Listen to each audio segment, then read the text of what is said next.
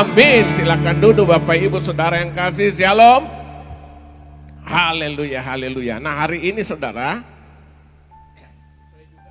lagu terakhir kita, yaitu saya akan berbicara supaya dengan satu tema, jangan tawar hati di dalam Tuhan. Ya kan? Karena apa nanti kita akan lihat saudara ya. Nah sebelumnya kita buka dulu Alkitab kita sama-sama. Alkitab kita sama-sama kita buka dulu dalam 2 Korintus pasal yang keempat. Saya berikan tema hari ini jangan tawar hati di dalam Tuhan. Karena kenapa? Memang kita ini bejana. Bejana tanah liat. Tapi meskipun gitu kita tidak mau tawar hati. Amin. Karena Tuhan pakai kita, Tuhan siap berkati kita, Tuhan siap mempermuliakan kita di tahun kemuliaan ini.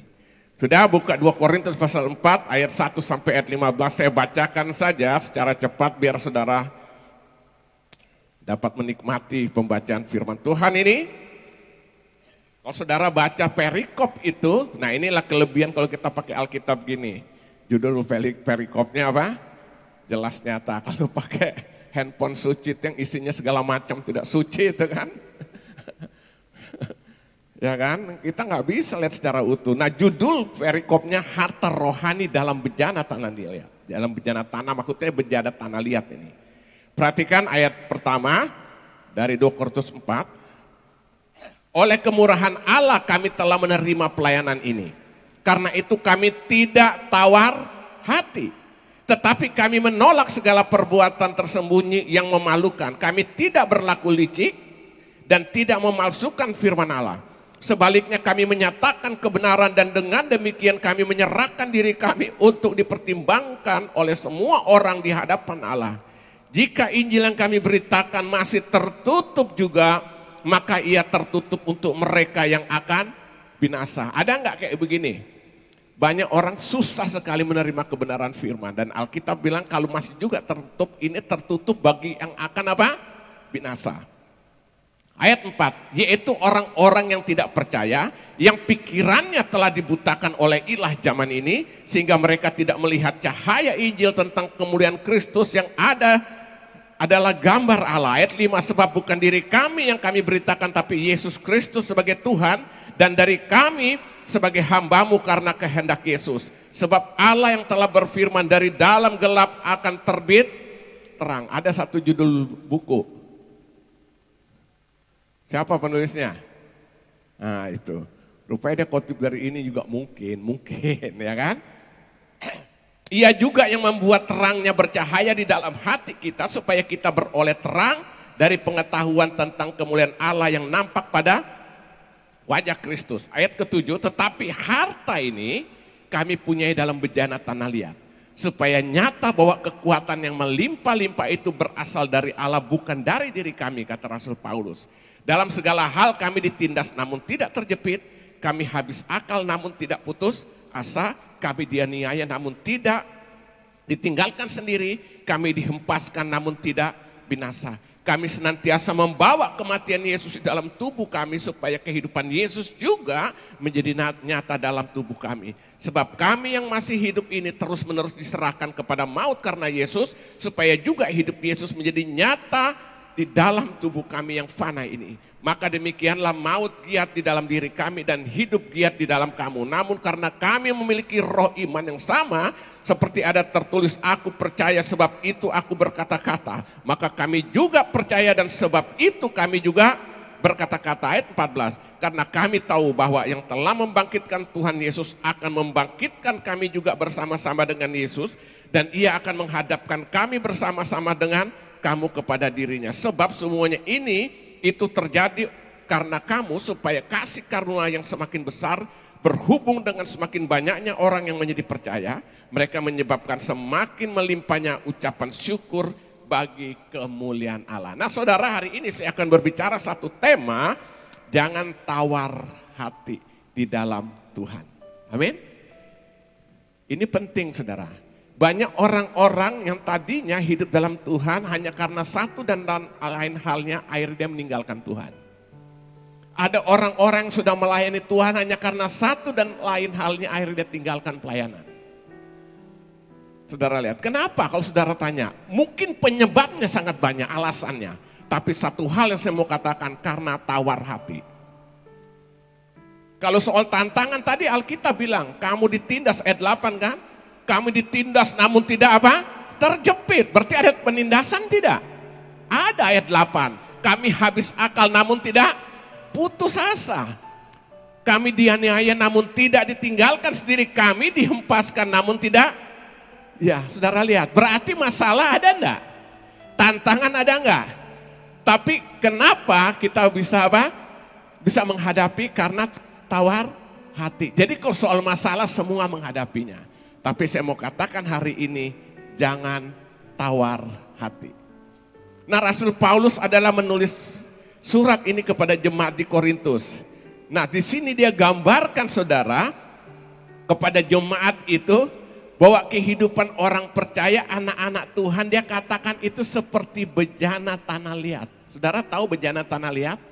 Kendi atau tempat vas bunga. Nah, ini juga sebenarnya tanah liat juga nih. Tapi sudah dibikin begitu indahnya ya kan. Nah, saya mau tanya, bejana tanah liat tuh rentan gak? Mudah hancur gak? Kesenggol hancur. Tapi saudara dengar baik, itulah gambaran saudara dan saya. Kita tuh rentan. Seperti bejana tanah liat, kata siapa? Kata Rasul Paulus. Tapi dengar baik, di dalam bejana tanah liat ada harta rohani yang Tuhan siap masukkan. Tuhan siap isi di dalamnya itu. Amin. Jadi saudara, kita semua tuh betul rentan seperti bejana tanah liat, tapi Tuhan ingin mengisi hidup kita dengan sesuatu yang apa? Yang sangat luar biasa. Itu sebabnya akhirnya dia pesan di dalam ayat pertama, dia bilang demikian. Oleh kemurahan Allah kami telah menerima pelayanan ini. Lihat, dia bilang pelayanan yang dia dapatkan, kata Rasul Paulus, dia sampaikan kepada jemaat di Korintus, kami telah terima itu. Ya kan? Oleh kemurahan Allah dia katakan telah menerima pelayanan ini, karena itu kami tidak tawar hati. Kami tidak apa? Tawar hati, saudara. Dia pesan kepada jemaat di Korintus, kita sudah terima pelayanan ini. Kita adalah bejana tanah liat yang rentan. Kita terima pelayanan itu dari Tuhan sebagai anugerah kasih kemurahan Tuhan. Itu sebabnya kami tidak mau tawar hati. Jadi tawar hati itu bukan hal yang sekedar biasa-biasa. Tawar hati itu adalah hal yang serius di hadapan Tuhan. Orang bisa tinggalkan Tuhan, orang bisa akhirnya bilang meninggalkan pelayanan satu sebab aja. Kadang-kadang karena persoalan, intinya karena apa? Tawar hati. Masalah sih pasti ada. Tapi jangan sampai tawar hati. Makanya waktu bangsa Israel keluar dari tanah Mesir, masuk pada tanah Kanaan. Saudara tahu dipimpin oleh Musa, tapi Musa tidak meneruskan. Akhirnya sampai di tengah jalan apa? Dialihkanlah kepemimpinan itu kepada seorang anak muda yang bernama Yosua. Dalam Yosua pasal pertama ayat pertama, ayat 9, saudara lihat Tuhan kepada Yosua apa? Jangan kecut dan tawar hatimu. Dia tahu sebagai seorang anak muda yang sudah menyaksikan bagaimana bangsa Israel keras tengkuknya seperti itu. Sampai Musa pun sempat kecewa dengan bangsa yang dia pimpin untuk bawa masuk tanah Kanaan. Dia tahu ini bisa berdampak kepada Yosua juga. Apalagi sebagai seorang anak muda. Akhirnya apa pesan Tuhan Allah kepada Yosua? Yosua pasal pertama ayat 9. Jangan kecut dan tawar hati. Begitu juga setelah dalam perjalanan, Yosua pasal 8 mencatat setelah mereka dalam perjalanan itu mereka akan merebut kota Ai. Pesan yang sama datang lagi kepada Allah, kepada Yosua. Jangan tawar hati. Kenapa saudara? Tawar hati itu membuat kita tidak bisa melihat kuasa dan kemuliaan Tuhan. Saya beri gambaran sederhana saudara. Kita ikut Tuhan ya kan? Ada masalah enggak? Ada tantangan enggak? Nah kadang-kadang sebenarnya ada berkat yang sudah Tuhan siapkan di depan. Tapi karena tawar hati kok begini sih, kita undur. Akhirnya kita tidak menikmati janji berkat itu. Makanya pesan Allah kepada Yosua, jangan tawar hati. Saya mau tanya, mereka masuk tidak tanah Kanaan? Dalam pimpinan Yosua, bangsa Israel masuk tanah Kanaan. Itu juga tidak semua. Orang-orang tawar hati tertinggal di padang gurun, mati di padang gurun. Artinya apa saudara? Kesimpulannya apa? Tawar hati hal yang sangat serius. Orang bisa tinggalkan Tuhan karena tawar hati. Janji berkat Tuhan, berdoa kok jawaban Tuhan tidak turun-turun. Ah malas dah. Emangnya hanya lu aja yang jadi Tuhan, ya kan? Tawar hati enggak? Saudara lihat, makanya Amsal pernah bilang kan, jika engkau tawar hati pada masa kesesakan, kecillah kekuatanmu. Amsal berapa tuh? 24 ayat yang ke-10. Daud waktu akan berhadapan dengan Goliat juga semua tawar hati termasuk Saul. Lalu dia bilang, jangan di antara kita ada yang tawar hati. Dia harus berhadapan dengan siapa? Goliat, semua tawar hati karena mereka lihat bagaimana seorang gembala domba, kambing domba bisa berperang melawan Goliat. Semua pasti tawar hati. Tapi Daud bilang, jangan di antara kita ada yang tawar hati, aku akan hadapi. Saya mau tanya, kemenangan di pihak siapa akhirnya? Kenapa? Ada seorang anak muda yang tidak tawar hati dalam menjalani hidup meskipun tantangan besar. Tantangan serius apa? Tawar hati ini berarti sesuatu yang sangat apa? Serius. Amin. Nah hari ini jangan mau tawar hati. Siap? Tantangan ada. Di gereja ada enggak? Banyak enggak? A dengan B aja bisa sikut-sikutan. Maka saya bilang di gereja di tempat pemrosesan kita untuk menjadi dewasa. Kalau enggak, hidup aja di luar sana. Disinilah kita dibentuk. Makanya saya kemarin dalam sharing hari Jumat, saya bilang di sini kita akan dibentuk oleh Tuhan supaya kita menjadi dewasa, baru kita berdampak di luar. Di dalam aja kita sudah tidak mau, jangan omong kosong lalu kita bisa menjadi dampak garam dan terang di dunia. Saya beri contoh lah, ada orang bilang, saya nggak usah serius lah di gereja, nggak usah pelayanan. Toh pekerjaan saya yang saya kerjain juga kan itu juga merupakan pelayanan. Ya kan? Benar nggak? Jadi tidak ada dikotomi, itu satu sisi benar. Tapi hati-hati, sumber awalnya semua harus dari dalam. Dari bait Allah, dari gereja ini. Kita di sini dibentuk supaya kita di sini mengalami proses menjadi bejana yang indah itu. Supaya waktu kita di luar apa? Kita membawa dampak itu. Kan ada kan orang kayak gitu kan hanya karena tidak mau serius dengan Tuhan ke gereja, tidak mau giat, tidak mau berikan yang terbaik, tidak mau melayani, contoh aja. Saya juga di luar juga, saya kan melayani, Alkitab bilang kan pekerjaan kita itu juga melayani. Nah saya mau tanya sekarang, orang yang tidak seiman dengan kita, kerjanya sama enggak? Mereka melayani Tuhan bukan? Saya balik. Mereka melayani Tuhan enggak? Kan sama kalau kita jadikan alasan bahwa pelayanan itu bukan hanya di gereja tapi juga di luar. Saya mau tanya, berarti teman kita yang tidak seiman dengan kita, mereka kan bekerja kan?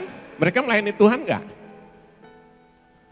Jadi disinilah kita dibentuk supaya menjadi bejana-bejana yang indah dalam tangan Tuhan. Waktu kita keluar, bejana itu menjadi indah, membawa kuasa kemuliaan Tuhan dinyatakan. Amin. Jadi saudara lihat di sini ya. Jadi jangan tawar hati. Nah sekarang pertanyaannya begini. Kenapa orang dapat hidup dengan tawar hati? Kenapa saudara? Kenapa orang dapat hidup dengan tawar hati? Nah saudara perhatikan di ayat 3 dan ayat keempatnya. Ini yang pertama. Kenapa orang dapat hidup dengan tawar hati? Kita lihat ayat 3 sampai ayat keempat. Dari 2 Korintus tadi. Jika Injil yang kami beritakan masih tertutup juga, maka ia tertutup untuk mereka apa? Yang akan binasa, yaitu orang-orang yang tidak percaya, satu, yang pikirannya telah dibutakan oleh apa?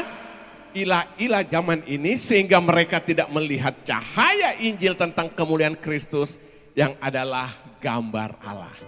Jadi yang pertama alasan kenapa orang dapat hidup dengan tawar hati. Yang pertama ada 2 hal ini. Yang pertama tidak percaya dengan sungguh-sungguh kepada Tuhan. Saya ulangi saudara lihat. Yaitu orang-orang yang tidak percaya ayat keempat. Yang pertama tidak sungguh-sungguh percaya. Yang pertama tidak sungguh-sungguh beriman kepada Tuhan. Jadi alasannya saudara kenapa orang dapat hidup dengan tawar hati. Karena kesungguhan mereka iman Iman mereka, kepercayaan mereka kepada Tuhan itu tidak sungguh-sungguh. Ya tapi kan mereka ada di gereja, betul. Tapi kan mereka terlibat dalam pelayanan, betul. Tapi dengar baik saudara, itu tidak menjadi satu ukuran kualitas iman kita karena pelayanan yang kita kerjakan. Setuju enggak? Semua orang ke gereja dengar firman yang sama enggak? Pulang mau berkat yang sama tidak? Apa penyebabnya? Iman percaya kesungguhan akan janji firman Tuhan itu yang menentukan. Ada yang biasa-biasa aja gue dengar firman itu kan. Tapi ada yes aku dapat berkat banget dari firman itu. Ini mendorong imannya hidup menjadi bangkit dan hidup dan hasilnya menghasilkan buah-buah yang Tuhan minta. Jadi yang pertama saudara, kenapa orang dapat hidup dengan tawar hati? Alasan pertama kenapa? Karena tidak percaya sungguh-sungguh kepada Tuhan. Jadi iman itu sungguh-sungguh dalam Tuhan itu sangat penting saudara. Ini yang pertama saudara. Yang kedua di sini perhatikan ayat keempat. Yang pikirannya telah dibutakan oleh ilah zaman ini. Sehingga mereka tidak melihat cahaya Injil tentang kemuliaan Kristus yang adalah gambaran Allah. Yang kedua, karena pikiran telah dibutakan oleh ilah zaman ini. Ada kata Allah, ada kata ilah. Allah itu artinya yang di atas, ilah itu artinya sesembahan. Saya ulangi, Allah itu namanya Al, makanya Alkitab. Jadi kitab di atas segala kitab. Allah itu artinya yang di atas segalanya. Tapi ada lagi namanya ilah, ilah itu sesembahan. Jadi segala sesuatu yang disembah itu menjadi ilah. Nah di sini nih Paulus katakan yang pikirannya telah dibutakan oleh ilah zaman ini. Berarti ada sesuatu yang melebihi Tuhan di dalam kehidupannya, itu yang menjadi sasaran hidup, itu yang ditinggi-tinggikan, itu yang disembah. Di dalam perjanjian lama saudara lihat, orang dilarang menyembah patung, apalagi jangan ada ilah lain di hadapanku dalam hukum Taurat kan.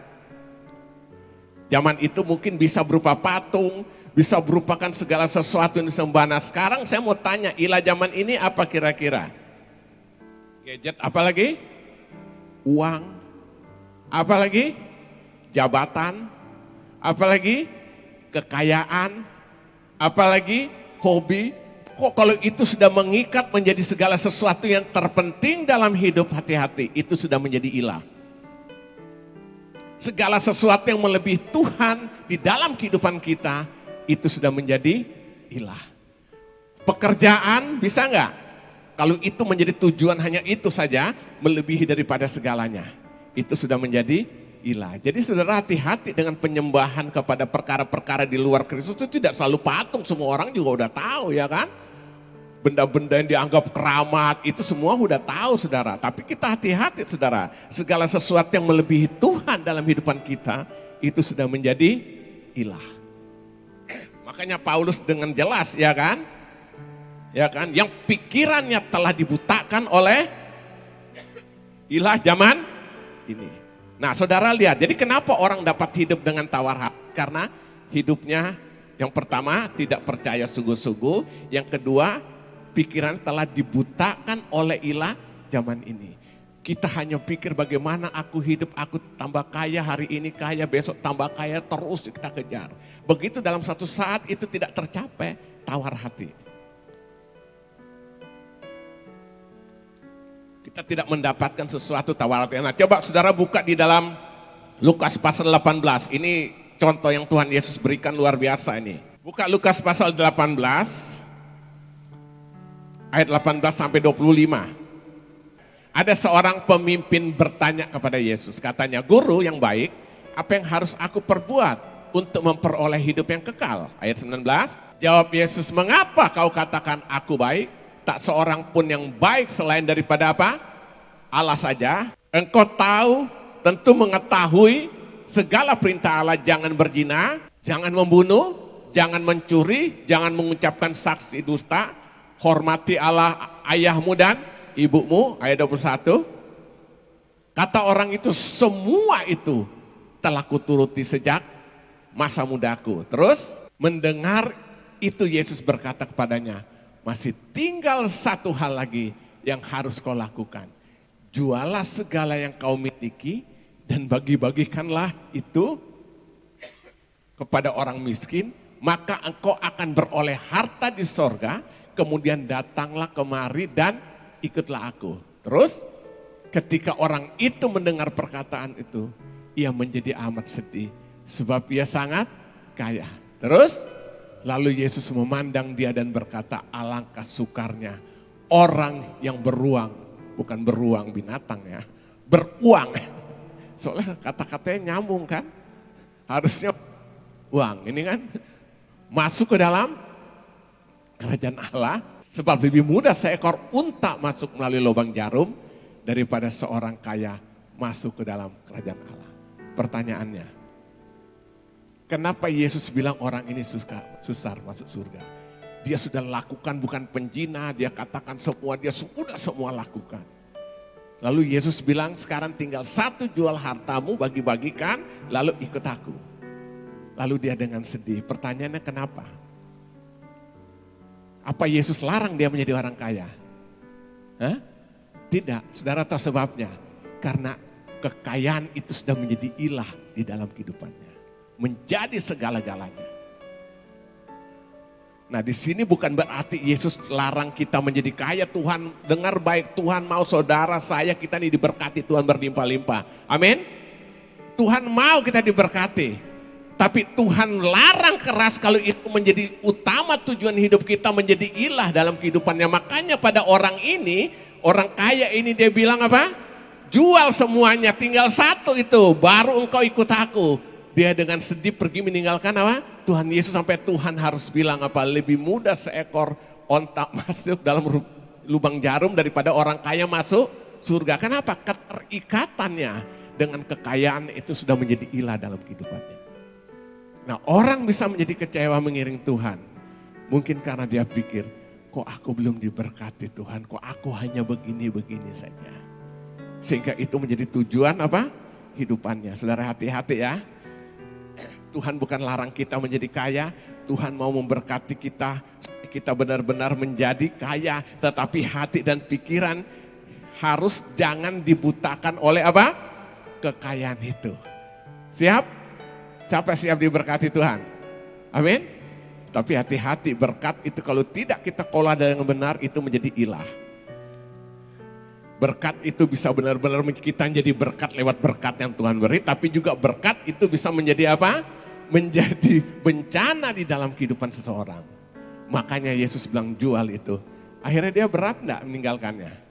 Sedih, aduh kok susah banget sih mau masuk surga aja. Karena apa? Sebenarnya bukan susah, karena harta kekayaan itu sudah menjadi ilah di dalam kehidupannya. Sesembahannya.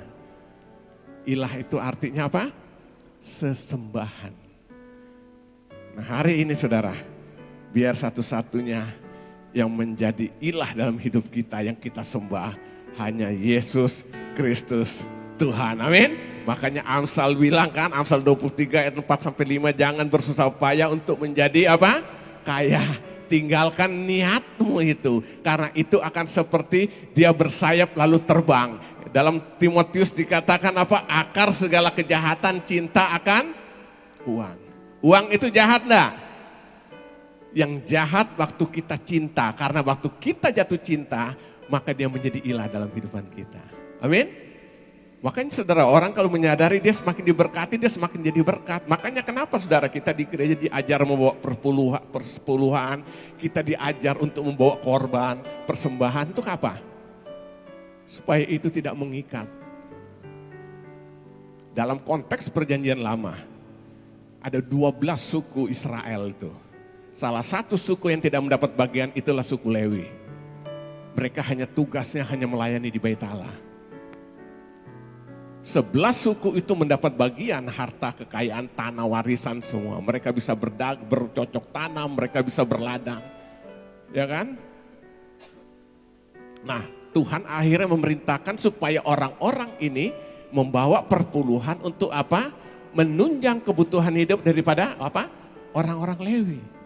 Karena orang-orang Lewi sudah melayani kamu untuk kebutuhan rohani. Sekarang gantian dong, kebutuhan jasmani orang Lewi kamu harus layani. Makanya ada namanya istilah persepuluhan.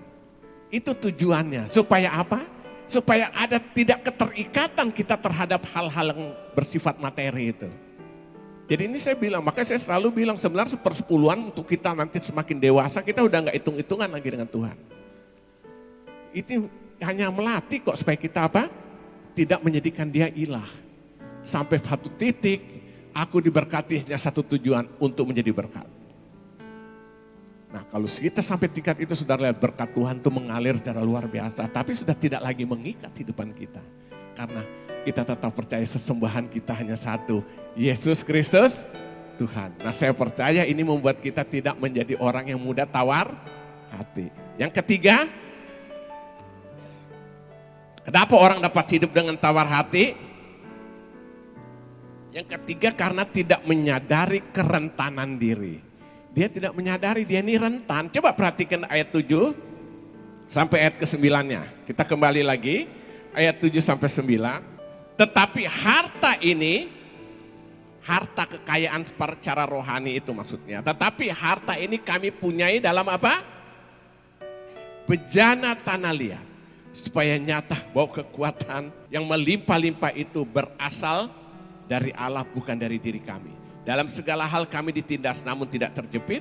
Kami habis akal namun tidak putus asa. Kami dianiaya namun tidak ditinggalkan sendirian. Kami dihempaskan namun tidak binasa. Nah ayat 7 saya ulangi. Tetapi harta ini kami punyai dalam bencana tanah liat. Supaya, perhatikan, supaya nyata bahwa kekuatan yang melimpah-limpah itu berasal dari Allah, bukan dari diri kami. Berarti saudara lihat kenapa orang dapat hidup dengan tawar hati. Kenapa? Karena dia tidak menyadari kerentanan dirinya. Dia rasa aku hebat, aku kuat, aku bisa ini, aku bisa itu. Padahal dia di dalam keterbatasan. Begitu dia menghadapi satu tantangan, satu persoalan hidup dan dia tidak bisa mengatasi, pasti tawar hati. Tapi kalau kita sadar semua karena Tuhan. Aku tidak kuat Tuhan betul, tapi aku tahu kekuatan dari Engkau hidup dalam hidupku. Sehingga waktu kita menghadapi tantangan itu, kita tetap berserah, bersandar, berikan kekuatan bagi kita. Amin. Akhirnya apa? Tawar hati enggak? Jadi saudara lihat orang-orang yang mengandalkan kekuatan sampai pada satu titik pasti dia tawar hati. Kenapa? Dia tidak bisa menyelesaikannya lagi. Dia tidak bisa menyelesaikannya lagi saudara. Sehingga akhirnya apa yang terjadi apa? Pada akhirnya apa? Dia apa? Kecewa dan akhir dari kecewa lama-lama menjadi apa? Menjadi apa? Tawar hati. Saudara lihat tanah liat itu kan mudah pecah, rentan ya kan. Tapi saudara lihat kekuatan Tuhan bisa diisi dalam kehidupan itu. Segala berkat janji Tuhan, perkara rohani Tuhan isi dalam bejana tanah liat itu. Saya mau tanya saudara dan saya ini kuat gak? Rentan gak? Kita ini rentan. Kita bisa sakit, bisa segala macam ya kan. Nah bayangkan kalau gak ada kekuatan Tuhan kita pasti tawar hati. Makanya sadari gua ini rentan betul. Tapi aku tahu kekuatan dari Tuhan itu bisa beri kekuatan dalamku. Maka segala perkara dapat kutanggung di dalam Dia yang memberikan kekuatan bagiku. Amin. Saya jumpai ada beberapa hamba-hamba Tuhan dalam keadaan fisik yang sangat terbatas. Tapi tetap memberitakan Injil kemana-mana. Ada yang buta. Pasti kalau orang tenang menghakimi, dia berdoa buat orang buta sembuh, dia sendiri gak sembuh. Itu bukan urusan kita. Tapi dia bisa memberitakan Injil sampai kemana-mana dengan mata yang buta. Sampai dia harus khotbah belajar huruf braille itu loh. Ada yang cacat, kena polio, sudah meninggal orang itu, saya sangat kenal. Harus dibopong pakai tongkat, akhirnya pakai kaki palsu itu loh yang kayak apa? Jalan tergopoh-gopoh tapi memberitakan Injil kemana-mana. Dia tidak tawar hati, justru dalam kondisi seperti itu dia menguatkan orang lain. Kenapa? Dia sadar aku rentan, tapi dalam hidupku ada perkara nilai-nilai rohani, kekekalan yang Tuhan taruh. Amin. Saudara, kita jangan udah tawar hati saudara. Makanya kita sadar kita rentan betul, tapi Tuhan mau pakai kita. Amin. Haleluya. Nah itu saudara, ini alasannya kenapa orang dapat hidup dengan tawar hati. Nah sekarang kita akan bertanya, bagaimana supaya tidak tawar hati? Tadi kenapa dapat tawar hati? Sekarang bagaimana supaya tidak tawar hati? Yang pertama, saya pelajari Alkitab yang pertama, menyalibkan diri terus menerus. Artinya apa? Menyalibkan diri terhadap hal-hal yang bertentangan dengan firman Tuhan, yang bertentangan dengan kehendak Tuhan, itu kita salibkan terus. Perkara-perkara kedagingan itu loh. Kalau saudara baca dalam Galatia 5 ada ayat 19 tuh kan sampai 21, perbuatan daging telah nyata, ya kan? Apa saja, kemabukan, pesta pora, apalagi hal-hal yang negatif itu disalibkan setiap hari. Supaya buah roh kebenaran itu akan keluar dari kehidupan kita. Nah coba saudara buka ayat yang ke-10. Sekarang bagaimana supaya tidak tawar hati? Perhatikan di ayat 10 sampai ayat ke-11. Kami senantiasa membawa kematian Yesus di dalam tubuh kami. Supaya kehidupan Yesus juga apa? Menjadi nyata apa? Dalam tubuh kami. Sebab kami yang masih hidup ini terus menerus diserahkan kepada maut karena Yesus. Supaya juga hidup Yesus menjadi nyata apa? Di dalam tubuh kami yang fana ini. Saya ulangin ayat 10. Kami senantiasa membawa kematian Yesus di dalam tubuh kami. Supaya kehidupan Yesus juga menjadi di dalam tubuh kami. Apa arti kami senantiasa membawa kematian Yesus? Apa artinya? Artinya saudara di sini kita harus menyalibkan seluruh hidup kita, kedagingan kita. Bukan sekali-sekali tetapi setiap hari. Yesus bilang kalau engkau mau ikut aku, sangkal dirimu, pikul salib sekali-sekali atau setiap hari. Setiap hari. Coba saudara buka dulu Lukas pasal 9, 23 sampai 26. Jadi saudara lihat bagaimana supaya tidak tawar hati, kita harus siap menyalibkan diri kita ini terus menerus. Artinya apa? Menyalibkan diri terhadap hal-hal yang bertentangan dengan kebenaran firman Tuhan, terhadap kehendak Tuhan, hal-hal yang tidak sesuai, hal-hal yang berkaitan dengan daging harus disalibkan setiap hari. Supaya apa? Hati kita tidak tawar, saudara. Coba Lukas ya. Katanya kepada mereka semua, setiap orang yang mau mengikut aku, ia harus pertama apa? Menyangkal dirinya, memikul salibnya sekali-sekali, setiap hari dan mengikut aku. Terus karena barang siapa mau menyelamatkan nyawa ia akan kehilangan nyawa, tapi barang siapa kehilangan nyawa karena aku ia akan menyelamatkannya. Ayat 25. Apa gunanya seorang memperoleh seluruh dunia tapi ia membinasakan atau merugikan dirinya sendiri? Sebab barang siapa malu karena aku dan karena perkataanku, anak manusia juga akan malu karena orang itu. Apabila ia datang kelak dalam kemuliaannya dan dalam kemuliaan Bapa dan malaikat-malaikat kudus. Jadi saudara lihat di sini dikatakan situ apa? Barang siapa mengikut aku dia harus sangkal diri, pikul salib setiap hari. Artinya apa?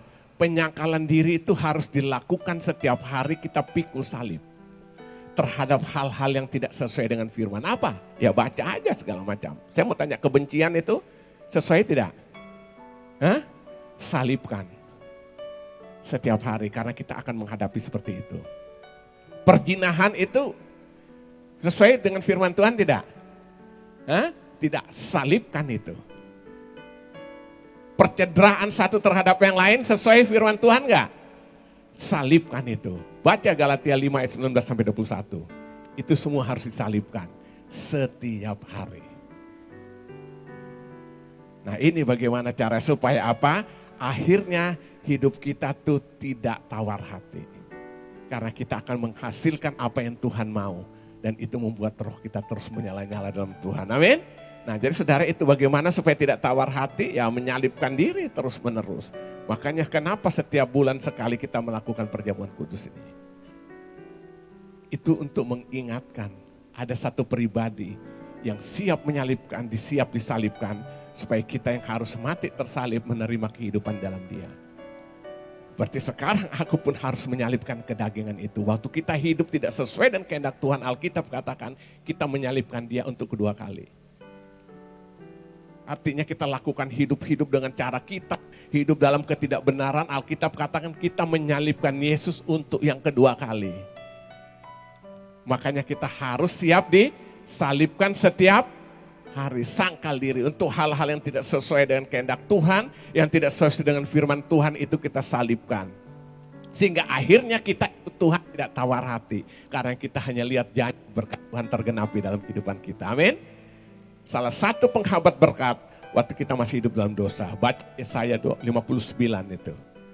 Ayat 1 sampai ayat 2. Bukan Tuhan yang kurang panjang untuk menolong, bukan telinga Tuhan yang tidak mendengar, tapi yang membuat pemisah antara engkau dengan Allah adalah dosa-dosamu dan pelanggaran-pelanggaranmu. Kita masih hidup dalam seperti itu, tapi kita harap berkat Tuhan tercurah. Tidak mungkin itu terjadi dan akhirnya apa yang terjadi? Tawar. Ayo hari ini salibkan diri kita setiap hari, amin. Untuk hal-hal yang negatif. Yang suka marah-marah itu ya kan, arogan banget, salibkan itu. Hal-hal yang tidak baik, yang tidak berkenan lah ya kan. Berikan yang terbaik buat Tuhan. Saya punya prinsip dalam hidup, berikan yang terbaik buat Tuhan. Karena Tuhan sudah lebih dulu beri yang terbaik buat kita.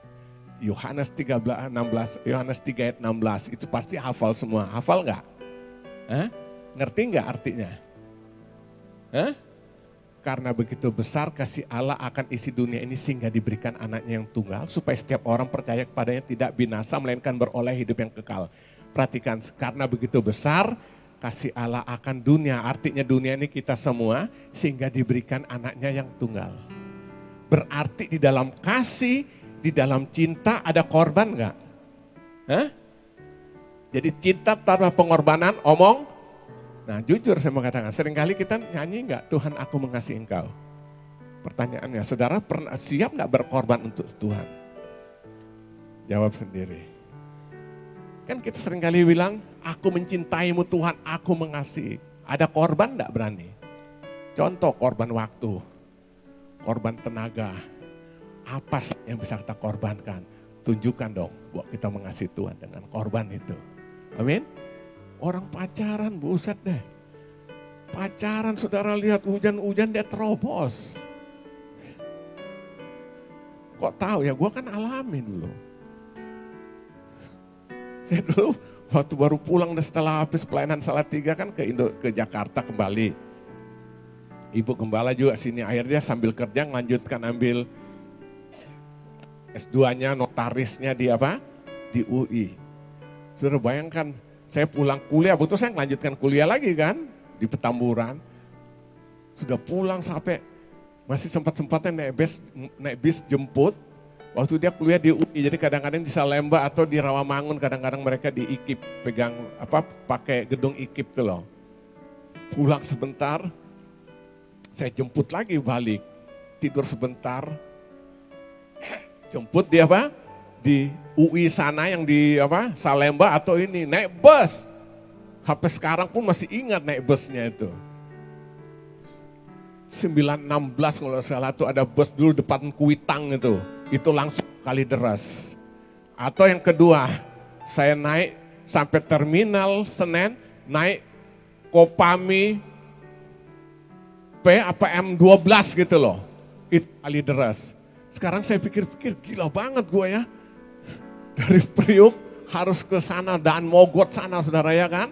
Udah lewat terminal Grogol lagi kan sampai nanti malam. Kenapa?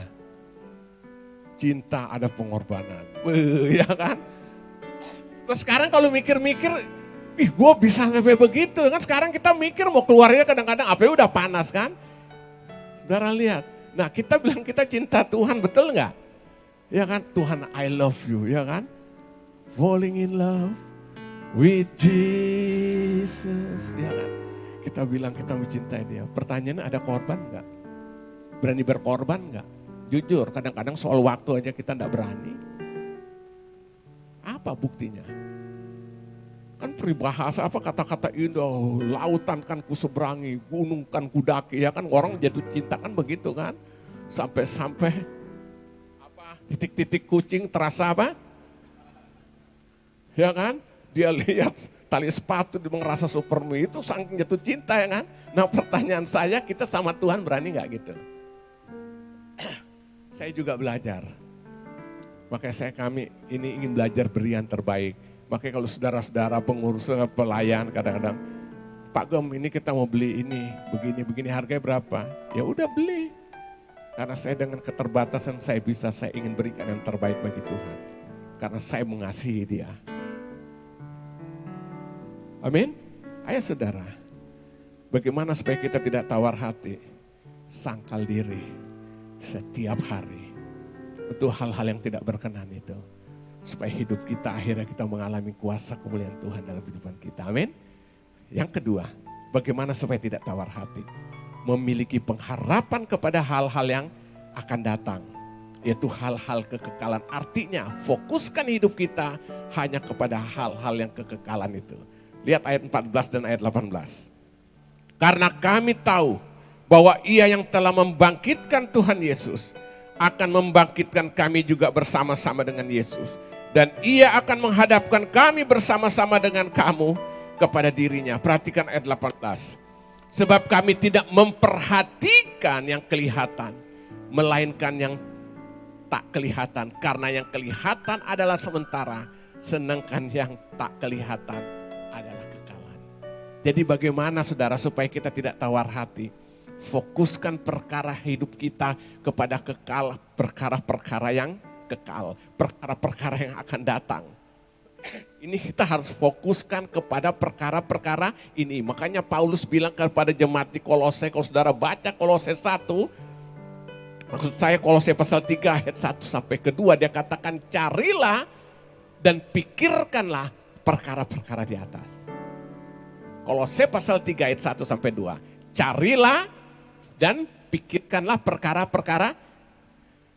Itu bukan perkara di atas atap saudara. Maksudnya perkara kekekalan saudara ya. Cari dan pikirkan. Nah saudara kalau baca dalam konteks pasal Matius pasal 6 ayat 25 sampai 34 tuh konteksnya soal apa? Khawatir. Yesus bilang jangan kamu takut, jangan kamu khawatir tentang makan, minum dan pakai ya kan. Jangan kamu khawatir. Lalu ayat 22 dia katakan karena semua itu dicari bangsa-bangsa yang tidak mengenal Allah. Tapi kamu carilah dahulu kerajaan Allah dan segala kebenarannya, makanya semua akan ditambahkan. Artinya apa? Kalau kita hanya fokus dengan perkara-perkara yang lahiriah, yang nampak kebutuhan makan, minum setiap hari, hanya itu terus tujuan. Ini sama dengan Yesus bilang bangsa-bangsa yang tidak mengenal Allah. Tapi kita beda, fokus kita kerajaan Allah. Justru kita kejar, mencari, pikirkan perkara kekekalan. Justru hal-hal yang kita tidak mengerti Tuhan tambahkan. Amin. Jadi bukan cari sebaliknya. Makanya saya selalu berulang-ulang, kalau hanya untuk orang datang supaya senang di gereja, pasti dah saya percaya khotbah tentang berkat, kamu datang, kamu miskin pulang jadi kaya, ya kan perusahaanmu 1 jadi 2, 2 jadi 3, pasti gereja penuh. Yang kedua apa? Berbicara khotbah hanya tentang mujizat, pasti penuh. Pertanyaan saya setelah kaya, setelah mengalami mujizat ngapain? Saudara ingat gak 10 orang kusta itu? Datang kepada Yesus. Minta disembuhkan. Yesus sembuhkan gak? 10-nya. Yang kembali berapa orang? Cuma 1, yang 9 hilang. Makanya bilang cari dah dahulu kerajaan Allah dan segala kebenaran. Itu kita dapat. Semuanya kita dapat. Yang dikasih makan Yesus berapa ribu orang? Hah? Itu termasuk ibu-ibu atau belum? Belum. Kenapa? Kalau ada ibu-ibu tidak pulang 12 bakul, bawa bungkus semua itu. Ya kan? Nah saya mau tanya, waktu Yesus disalibkan kemana 5.000 orang itu? Mereka itu juga yang teriak, salibkan dia, lepaskan Barabas. Alangkah ngeri kan, kalau hanya itu menjadi sasaran. Saudara lihat banyak hal-hal, tapi hari ini perkara kekekalan yang kita kejar dulu. Amin. Saya percaya itu akan Tuhan berikan, bukan berarti terus kita tidur-tiduran malas. Enggak, kita kerjakan bagian kita, tapi fokus hidup kita bukan itu. Ngerti enggak maksudnya? Fokus hidup kita bukan perkara-perkara yang lahiriah saja, akhirnya terputar-putar di situ ya kan. Makanya ada istilah kan, laki-laki kalau kaya jadi apa? Jadi nakal. Perempuan kalau nakal, nah, intinya kan sama kan. Satu cari duit supaya bisa nakal, yang satu gue mau nakal supaya dapat duit ya kan. Benar gak? Laki-laki kaya tuh jadi nakal. Tapi kalau perempuan nakal jadi kayak orientasinya sama gak? Sama, satu cari duit banyak-banyak supaya gue bisa nakal, yang satu gue mau nakal supaya bisa dapat duit. Intinya kan terputar-putar duit, makanya akar segala kejahatan cinta akan uang. Nah bayangkan saudara, kalau itu jadi fokus hidupan kita, maka Yesus bilang carilah dahulu kerajaan Allah dan segala kebenarannya. Semua akan ditambahkan. Amin. Ternyata hamba Tuhan banyak kok. Teman-teman saya pelayanan, mereka hanya di desa-desa, di daerah kecil, terus seluruh kebutuhan hidup mereka terpenuhi, Tuhan berkati kok. Saya pernah cerita di sini kan, ada teman saya di daerah Sulawesi Tenggara sana, satu angkatan saya waktu di sekolah penginjil. Dia terkenal hanya dengan pendeta sepeda. Karena kemana-mana naik sepeda, pelayanan naik sepeda. Saudara tahu waktu dia ingin memakan, dapat makanan daging, saudara tahu dia harus berburu, masuk hutan. Dia harus berburu masuk hutan. Hanya untuk menambahkan supaya milih lauk yang agak lumayan lah. Ya mungkin masuk hutan, mungkin palingnya yang dikejar itu tuh. Yang kakinya pendek. Untuk makan. Nah satu saat dia rindu saudara, karena waktu dia besuk-besuk, sering kalau ada jemaat sakit, dia naik sepeda kehujanan, basah. Dia beserta istrinya. Akhirnya dia berdoa, Tuhan aku pengen Tuhan punya kendaraan.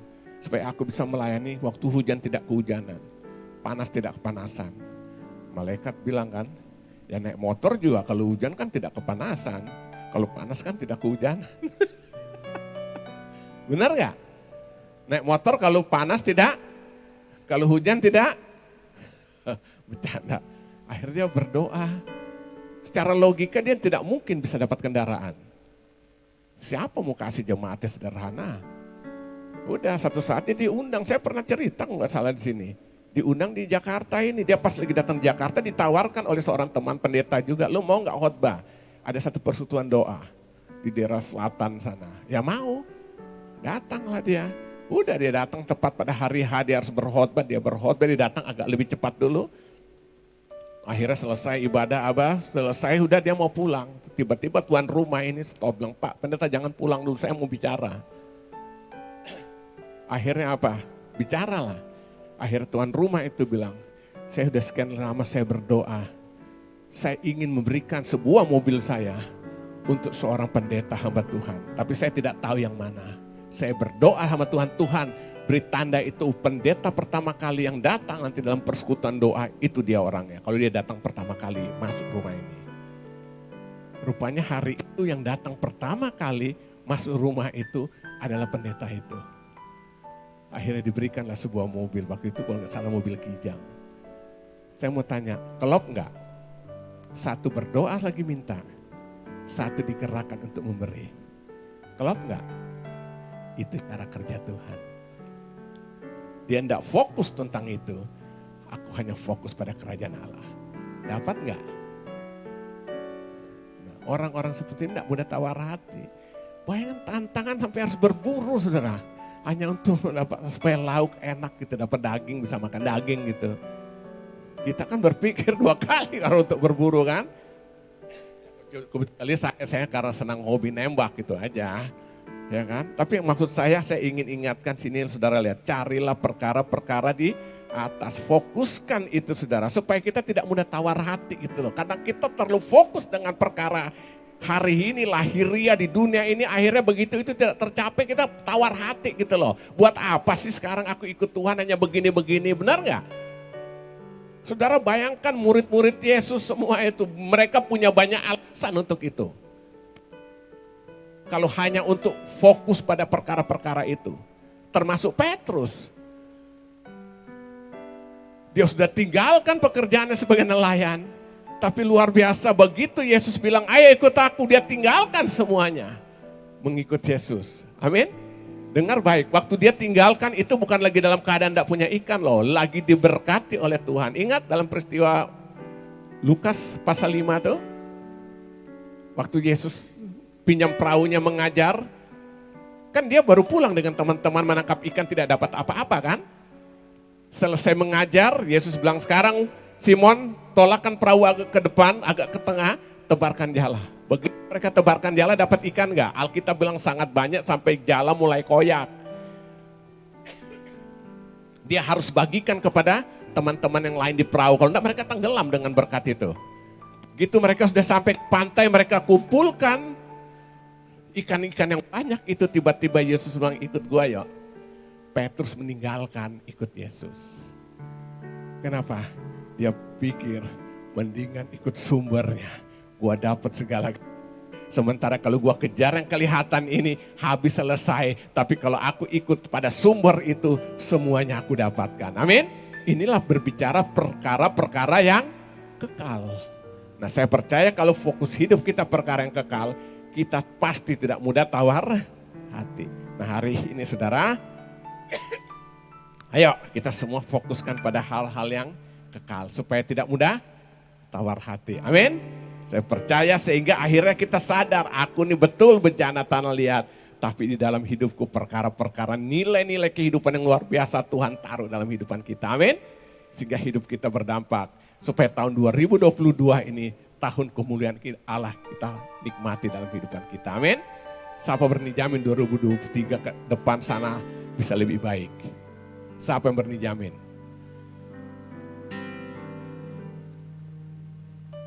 Di Jerman harga listrik saya pernah sudah singkeng kan.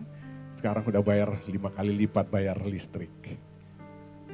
Jerman, sekarang orang bayar listrik jadi kalau 1 bulan 1 juta dia sekarang udah harus bayar 5 juta. Ini sebentar lagi kita nggak tahu akan masuk ke Indonesia nggak dampak semuanya ini. Kemarin baru telepon sama Gaby. Akhirnya dia bilang, saya jarang hidupin heater. Dia bilang udah mulai dingin, tambah dingin, sekarang udah biar perbedaan waktu sudah 7 jam. Jadi di sana di luar negeri khusus kayak di Inggris itu, kalau musim panas 6 jam, begitu udah masuk musim dingin, itu sampai jadi 7 jam. Jadi saudara bayangkan jam 4 sore, jam 5 sore udah kayak jam 7, jam 8 malam kan sudah gelap. Untung dia juga gak suka terlalu pakai heater kan, emang gak nyaman kan, kering kan. Rasa di tenggorokan gak enak, jadi bangun dia pakai selimut berlapis-lapis, tidur. Ya kan, saudara lihat. Jadi saudara lihat ke depan ini kita gak tahu loh tahun 2023. Dampaknya sudah mulai kerasa, global loh ini bukan hanya ini loh saudara. Kita tahu inflasi di mana-mana sudah terjadi, di Amerika sudah berapa persen tuh, 11 kali. Inggris, sebentar lagi, kan Pak Jokowi sendiri bilang tahun 2023 masih ada bayang-bayang gelap untuk kita Indonesia. Ayo saudara, apa lagi yang kita mau nyari? Fokus saja kepada Tuhan, karena apa? Kita hidup bukan dijamin oleh dunia, dijamin oleh kerajaan Allah. Amin. Jangan takut saudara, nanti makan saudara lihat nanti hari Jumat terus saya sedang berbicara tentang kehidupan sejarah umat manusia. Hari Jumat terus nanti kita masuk pada kesengsaraan ya, masa kesengsaraan. Tapi kita ini dipelihara oleh Tuhan saudara, jangan takut. Makanya kita harus sungguh-sungguh supaya tidak tawar hati. Nah, saya percaya kalau kita lakukan ini kita tidak menjadi tawar hati, pasti kita menikmati janji dan berkat Tuhan ya kan. Karena sebab-sebab penyebab orang tawar hati kenapa? Tidak mau sungguh-sungguh dalam iman ya kan. Pikiran dibutakan oleh ilah-ilah zaman ini, apalagi tidak menyadari diri itu rentan gitu loh, rasa hebat. Kita nih rentan ya kan. Nah bagaimana caranya supaya kita tetap benar-benar menjadi orang-orang yang tidak tawar hati apa? Menyalipkan terus kedagingan kita setiap hari, amin. Yang kedua apa? Memiliki pengharapan kepada hal-hal yang akan datang, amin. Fokus kita cuma satu, bagaimana aku menjadi seperti dia, yaitu menjadi seperti Yesus, amin. Saya percaya kalau kita lakukan ini, kita akan menikmati janji dan berkat Tuhan dalam hidup kita. Haleluya. Saya undang pemain musik. Haleluya.